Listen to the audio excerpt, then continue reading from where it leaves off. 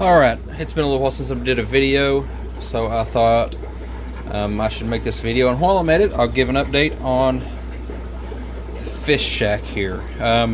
This bottom rack down here, I finally got one of the 125s set up, and as you can see through the back of it through there, I've got the drain lines plumbed for the overflow system. I don't have anything hooked up because I still have to work to get either the tank drilled or overflow boxes for that and for that, but I've got it set up. This drain system in the back has drains available for the top rack, for the bottom, for these two over here, and for those three down there. But now to the topic of the video. Alright, so the topic of the video is starting an aquarium club. So let's start at the beginning. Before we do that, let's do the whole disclaimer thing. This is just me talking. I'm no professional. I'm not licensed to do anything. Barely licensed to drive, but legal advice, I don't give that. Financial advice, I'm not giving any of that. I'm just saying, I'm just talking. Just some guy on the internet talking. So if you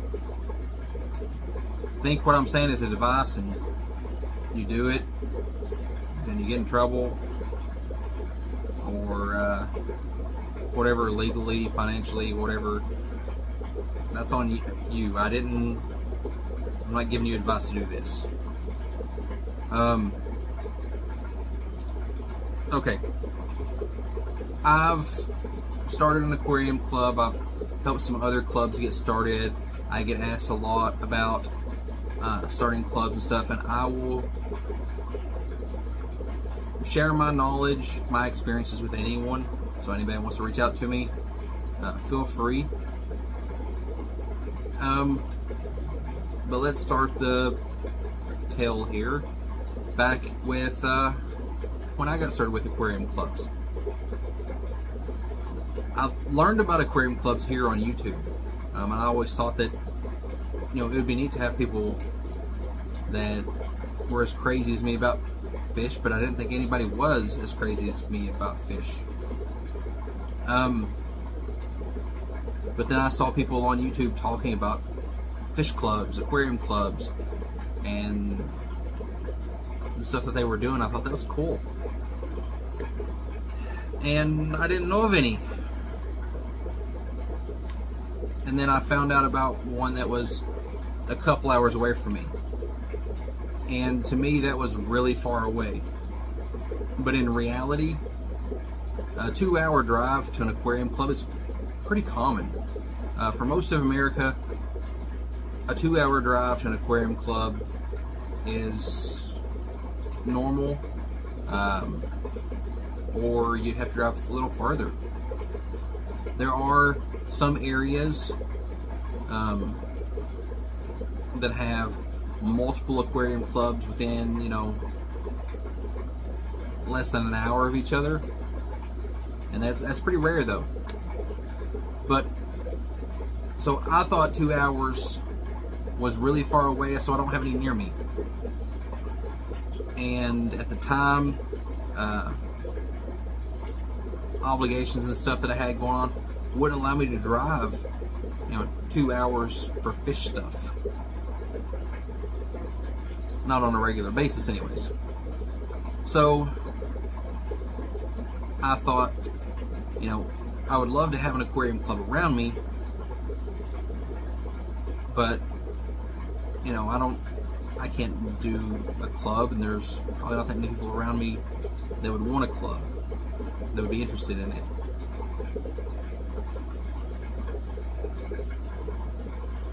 So it took me reaching out and finding other people that are like me in my area, and we made it happen. So if I were you and you're thinking about having a club, or you wish you had a club, you can do it too. The first thing I would suggest is look around you, see if there is another club within, say, a 2-hour drive. If there is, try to make it to that one. It saves the work and stuff from you trying to start one. If there is one, but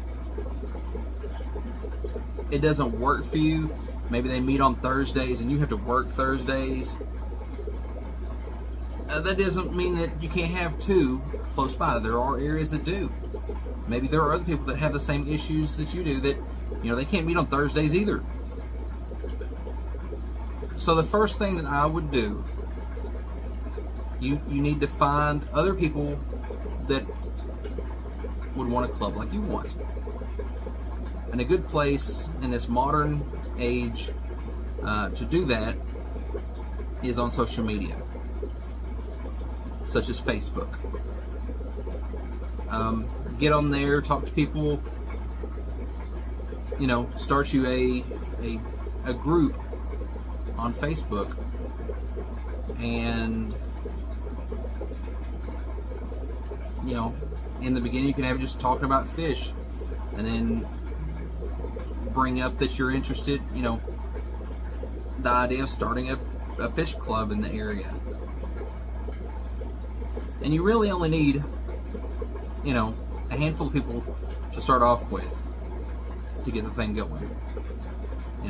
5 people. If you get 5 people that are willing to give it a go and put forth a little bit of effort, you can probably pull it off. It's harder to do it in real rural areas. It's more hard than it is in like metropolitan cities where there's more people, more densely packed, because if your town only has 1,000 people in it, you're probably not going to pull 100 people from your town to the fish club meeting. And if the next town is half an hour away, well, there you've got people that are going to be driving a half an hour, and the percentage of those people that would be into fish also and be available at the times and stuff, the odds of you having a good large turnout get smaller and smaller. But it can be done. Air club that we have, it's in a larger city for the state. It's still a small city compared to the others in the nation, but we pull people from 1, 2, 3 hours away to come to that club.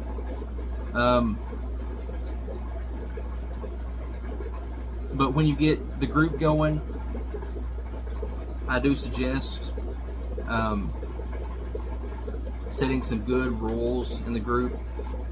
Make sure you're following the community guidelines for Facebook, and you stick to the rules, because like with any type of social interaction, you can get people that want to cause trouble, and it's a lot easier for them to do it on the internet because you aren't face to face, and what they call keyboard warriors. So set you some good rules, and it's, since you're trying to do something to actually build something, it's a good idea, in my opinion, to make it a private group. That way you can gauge who can post in it and who can't. As a public group, everybody can post in it, and everybody can see what's in it, and you get a lot of trolls if they don't get their way that will start making a lot of claims and stuff that throw flags for Facebook and their animal policies and stuff. But that's a total another conversation. Alright, so you've got a few people on Facebook that are interested in fish too. They're interested in a club. So what I suggest is you talk to your main group there, and you decide what type of club do you want to do. I've seen multiple groups start up, say they want to do a club, and their idea of what a club is or what a club should do are different. The traditional aquarium club, you meet once a month. You have a speaker that comes in, talks something about fish. You have an auction at the end. You have members, and it sets up with a leadership system. And you might do swaps and auctions and events through the year. But mostly each month you have a speaker with an auction and maybe some competitions or something like Breeders' Awards programs or that type of stuff. Other types of clubs, which not every type is good for every person, but the traditional type there is the most successful. It's the easiest to make a success. The other types are social clubs, where you sit around and you just talk to people. You know, say 10 people that like fish sit around, drink some coffee and talk about fish. They don't really have events. There's not really per se a leader. It's just like a get-together type thing. There are the swap clubs, where all they do is have swaps. You have swaps multiple times a year, and you don't have meetings otherwise. And there's other hybrid type clubs that you have a little bit of this, a little bit of that, and you make your own style. But those are the three main types that I've seen, and I've seen those types be successful, with the traditional being the most successful. The other two work sometimes, but it's a little more difficult. It takes, in my opinion, more work to make those successful. And I've seen less of those work long term. Alright, so you've decided what type of club you want. You've got your core group of people there that are willing to do a little bit. I mean, they don't have to do a whole lot. Do a little bit to make it happen. And then maybe some other people in the Facebook group that are talking about it. So the next thing to do is probably the most difficult thing, and that's finding a location to actually meet. Some people say, hey, meet at my house, meet in my garage. I'm not a fan of that because, you know, there's multiple reasons, not only for their safety, your safety, liability reasons, all that kind of stuff. Inviting a bunch of strangers from the internet into your home probably isn't the best idea. I'm sure they're all great people, but you never know. So I suggest some place that is a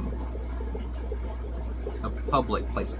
It can be a privately owned place, but somewhere that isn't your home or someone else's home. At least to start off with. And unless you're like wealthy and willing to put a lot of money into it right then, the club doesn't have any money because the club doesn't really exist either. So you're looking for something that's free. So there might be connections there that maybe someone in your group works for the school and they've got an inn that you can get in the school's cafeteria, or maybe one of the churches that someone goes to is willing to let you use the fellowship hall. In the beginning, take what you can get. Find something that's free, that's probably going to allow you to meet when would work good for you. But ideally, you want to talk to them about, hey, it's okay if we bring fish in. They'll be in bags and stuff. Ideally, you want somewhere that has electricity, that has heat and air, that has a place to park, that has bathrooms. This is the type of stuff that people a lot don't think about. Cell phone signal's really good. If they already have chairs, if they already have AV equipment, that's great too. A lot of things to look at there, but in the beginning, just a place to get the people together. And then you want to take and talk to your core group of people, your 5 or so that are wanting to help out, and come up with a time and a date that they want to try to meet. Weekends are usually the best for everybody, but you will have some people that weekends don't work, and you can't make everybody happy. So that's why I say go with your core group, because they're the ones that say they're going to help. So if they're going to help, you need them there, or as many of them as you can get. And if you try to adjust to make everybody happy, you're not, and somebody's not going to be happy, and they're just not going to speak as loudly as the one that you're trying to make happy. So in the beginning, just pick a date and a time. It doesn't have to be a reoccurring thing, just some time to get the people together and try the meeting thing, because how many people will actually show up? Something that a lot of people don't think about. They're like, oh, I've got 100 people in my Facebook group. I'm going to have 100 people in my club. It's easy to click a button sitting on your couch. It takes a little more effort to get up and go get in your car and drive to meet someone. So for every, I forget the statistic, I think it's for every like 10 people you have on your Facebook group, one person, or maybe for every 20 people, one person will actually show up. And I think it's even less than that. But you can use one for every 20 as a starting point and expect even less than that.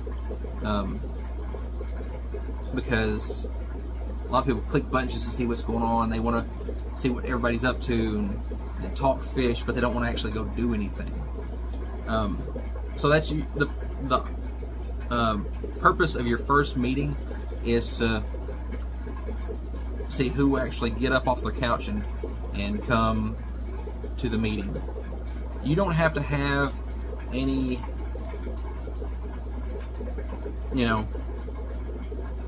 big goals for the club at that first meeting. You don't have to have plans for the next meeting. You don't have to have outlined leadership or a presentation or anything. Make your first meeting be just an organization meeting, getting to meet some people face to face, see who's going to show up, who can help with anything. And at that first meeting, you can kind of talk and say, all right, you all that showed up, you 5 people, 10 people, 20 people. If you have 20 people show up at your first meeting, you got something. If you got 5 people showed up at your first meeting, great, run with it. But at that first meeting, talk about, all right, you all are here. I see you all or really want to make a go at it. When works for y'all to meet? Anybody have ideas of meeting? We've got this place here for now. Maybe your first venue works great for you. And just set a date and time to meet, and do that. Have it a reoccurring thing. Every month, the same date, the same time. For example, meeting the 3rd Saturday of the month, or meeting the 2nd Saturday of the month. And that way, it gets confusing if this month they're on the 2nd Saturday, and next month they're on the 3rd Saturday, and the month after that they're on the 1st Saturday, and they're on a Tuesday this month and a Thursday that month. People give up trying to figure out when you're meeting, and they give up on the club because I can't keep up with when they are. And you want to set a place that you're always going to be at this place. Don't move your meetings around town to town, house to house, because just like people get confused of when it is, they get confused of where it is. You want consistency. You want it to be same place, same time, every month. few exceptions in there. If you have a special event, a field trip, a swap at another location, something like that, that's understandable. So you've got your core group of people, you've got a place now, you've got a date and a time. Just start getting together. At this point, you need to, set up a plan of how your meetings go. You need to have someone give a presentation, give a talk. If you're going with the traditional style, have someone give a short little talk. Half an hour to an hour. You decide how long your meeting's going to be. Usually they're, with auction and everything, 2 to 3 hours. Because you got to think, you got people driving 2 hours to get there probably. So you want the meetings to have substance. Give the people a reason to drive the 2 hours to get there. So a traditional meeting, you got speakers. So it doesn't have to be anything elaborate. It doesn't have to be how the guy went to the Amazon and discovered a new species and fought cannibals and all this kind of stuff. No, it can be how I got started in the hobby. It can be, hey, this is my favorite fish. This is what I know about them. It can be,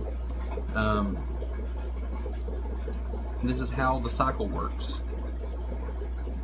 Things that are common sense to you that aren't that big of a deal to you might be fresh knowledge to someone else.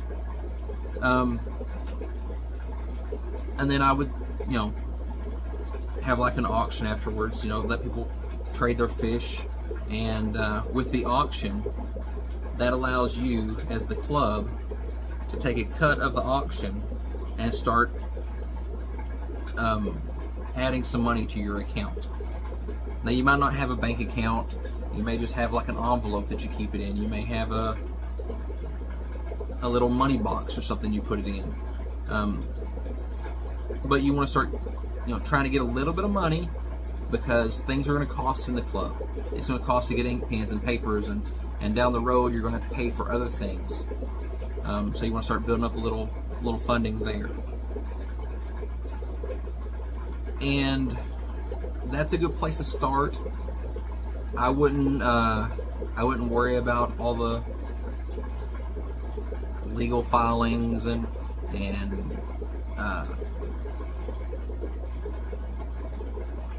tax identification numbers and nonprofit statuses and all of that stuff yet. You just want to start having regular meetings, having people show up, giving value in the meetings that get people to come to the meetings. And if you can do that, and you can consistently have people showing up at the meetings, then you can move forward on that. And I think that's a good place to bring this video to an end. If you want to hear more about how to get clubs going, how I got my club going, and how other clubs I've seen get started and that I've helped get started, how their method was, leave a comment below. If you've started a club, leave a comment below also, and we might continue this and make a series out of it or something. So let me know what you think. If you got questions, let me know, and we'll see you next time.